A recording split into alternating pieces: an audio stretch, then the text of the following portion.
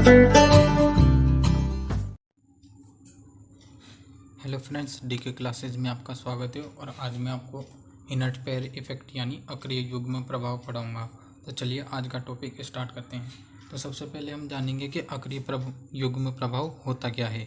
तो अक्रिय युग्म प्रभाव की परिभाषा क्या है?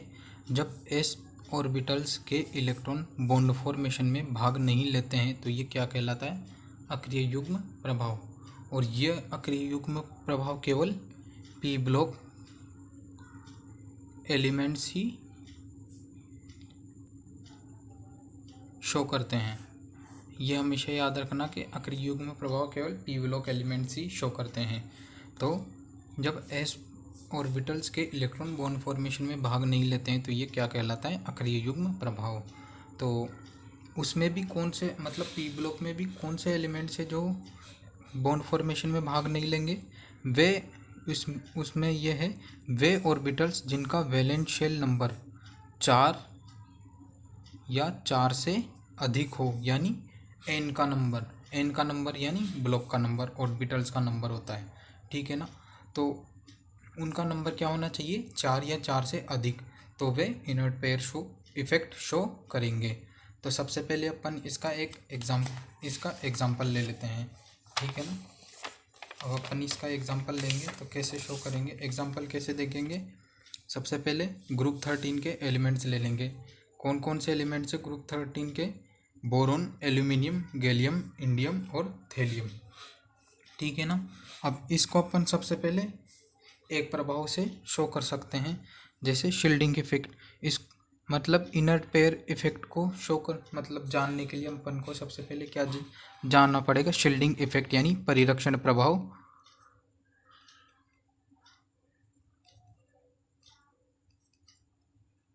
जब तक अपन नहीं जानेंगे परिरक्षण प्रभाव क्या होता है तब तक अपन इनर्ट पेयर इफेक्ट तक नहीं पहुंच पाएंगे। तो सबसे पहले अपन जानते हैं परिरक्षण प्रभाव क्या होता है। तो परिरक्षण प्रभाव की अपन परिभाषा देखें। परिभाषा क्या होती है? जब आंतरिक कोश के इलेक्ट्रॉन द्वारा, यानी आंतरिक कोश के इलेक्ट्रॉन द्वारा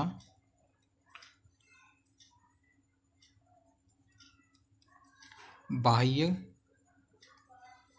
कोश के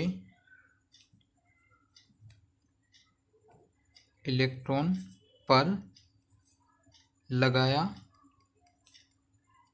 गया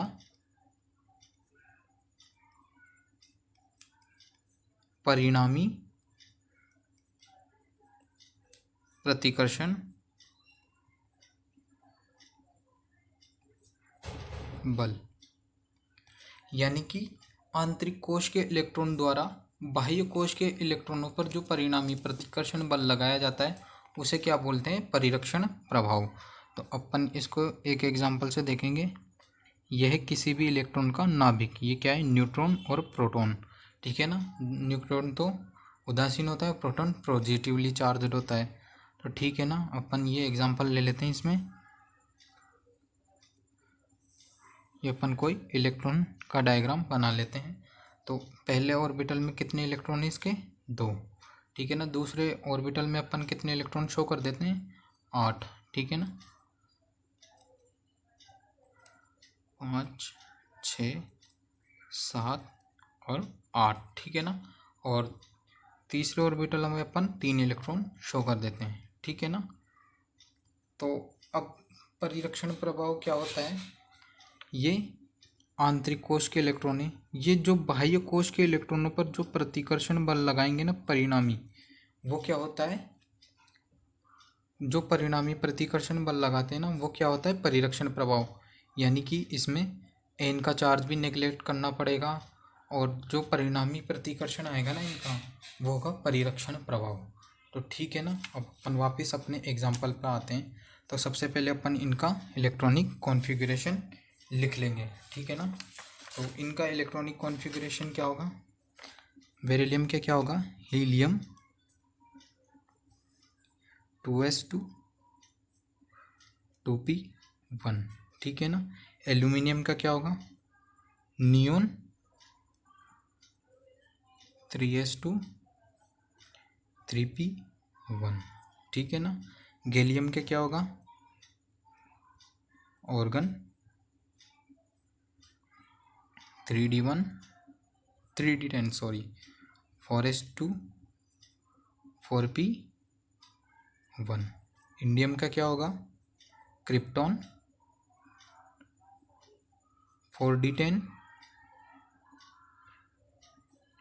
5s2 and 5p1।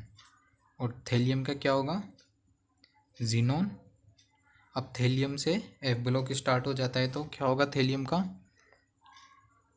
4f14 5d10 6s2 and 6p1। ये हो जाएगा थेलियम का। अब इनके मतलब परमाणु क्रमांक कितने होते हैं, 5 13 31 49 और 81। ठीक है ना। अब इनमें से इनर्ट पेयर इफेक्ट कौन कौन शो करेगा, जिनमें क्या होता है, जिनमें क्या होता है मतलब 4 से 4 या वैलेंस शेल में 4 या 4 से अधिक इलेक्ट्रॉन उपस्थित होते हैं। तो अब इसमें देखते हैं अपन, इसमें ये वाले इलेक्ट्रॉन्स है ना, ये वाले इनर्ट पेयर इफेक्ट शो करेंगे। तो ये क्यों शो करेंगे अपन देखते हैं। तो पहला एग्जांपल ले लेते हैं अपन गैलियम का, ठीक है ना। गैलियम का ले लेते हैं। अब गैलियम में क्या होता है, 4s2 4p1 होता है, ठीक है ना। 4s2 4p1 इसका क्या होता है, इलेक्ट्रॉनिक कॉन्फ़िगरेशन, ठीक है ना। लास्ट में होते हैं, लास्ट में इसमें कितने हो रहा है, 4 आ रहा है, इसमें 5 आ रहा है, इसमें 5वां और 6ठा दोनों आ रहा है। तो मतलब n का नंबर कितना होना चाहिए, 4 या 4 से ज़्यादा होना चाहिए, तभी ये इनर्ट पेयर इफेक्ट शो करेगा। तो इसमें अपने पास 4 ये है, ये इनर्ट पेयर इफेक्ट शो नहीं करेगा क्योंकि इनका n का नंबर कितना है, 3, इसका क्या है 2, तो ये दोनों इनर्ट पेयर इफेक्ट शो नहीं करेंगे। तो अपने पास कौन कौन से बचे, गैलियम इंडियम थेलियम, ठीक है ना। ये अपने पास क्या करेंगे, इनर्ट पेयर इफेक्ट शो करेंगे। तो सबसे पहले अपन आ जाते हैं गैलियम पर। तो गैलियम के पास 4s2 4p1 है। तो 4s2 4p1 में कितने इलेक्ट्रॉन है, 3। तो 4p1, तो अपन सबसे पहले अपन एक मतलब एक चीज़ देखते हैं। तो सबसे ज़्यादा शील्डिंग इफेक्ट शो कौन करता है, एस ब्लॉक के एलिमेंट्स, फिर उसके बाद क्या कौन सा शो करेगा, फिर पी ब्लॉक का एलिमेंट्स, फिर कौन सा करेगा, डी ब्लॉक का एलिमेंट्स, और सबसे कम कौन शो करता है, यानी एफ ब्लॉक के एलिमेंट्स। यानी सबसे ज़्यादा आंतरिक कोश द्वारा बाह्य कोश के इलेक्ट्रॉनों पर सबसे कम बल कौन लगाता है, एफ ब्लॉक, क्योंकि इनके नाभिक के और इलेक्ट्रॉन्स के बीच में काफ़ी ज़्यादा डिफरेंस होता है, जिससे ये बहुत कम परीक्षण प्रभाव लगा पाते हैं, ठीक है ना। तो अपने क्या हो जाएगा, ये इलेक्ट्रॉन्स हैं तो पी ब्लॉक पे ज़्यादा लगेगा और एस ब्लॉक पे उससे ज़्यादा लगेगा। यानी एस ब्लॉक के इलेक्ट्रॉन्स आसानी से नहीं निकल पाएंगे, बहुत मजबूती से बंधे रहेंगे नाभिक से, ठीक है ना। और पी ब्लॉक के एलिमेंट्स कम मजबूती से बंधे रहेंगे, तो पी ब्लॉक का इलेक्ट्रॉन आसानी से बाहर निकल जाएगा। तो +1 तो आसानी से शो कर देगा, ठीक है ना, ऑक्सीकरण अवस्था।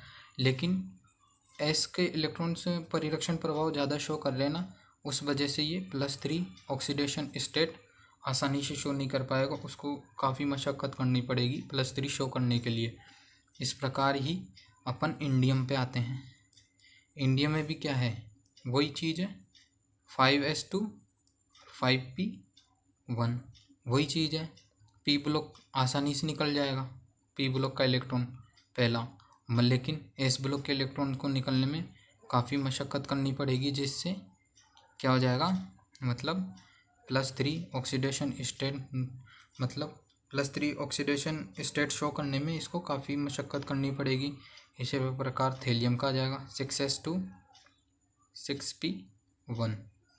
तो इसमें भी इलेक्ट्रॉन 6p का तो आसानी से निकल जाएगा, लेकिन 6s2 का निकलने में मशक्क़त करनी पड़ेगी। तो इस प्रकार से ये स्क्रीनिंग मतलब इनर्ट पेयर इफ़ेक्ट शो करता है। तो इस प्रकार से इनर्ट पेयर इफ़ेक्ट होता है ये। तो थैंक यू फ्रेंड्स। अगर आपको वीडियो पसंद आया तो लाइक शेयर सब्सक्राइब कीजिए। अगर आपको वीडियो में कोई भी दिक्कत हो तो हमें कमेंट सेक्शन में बताइए, हम आपके लिए जल्दी से जल्दी नया वीडियो बनाएंगे। Thank you friends.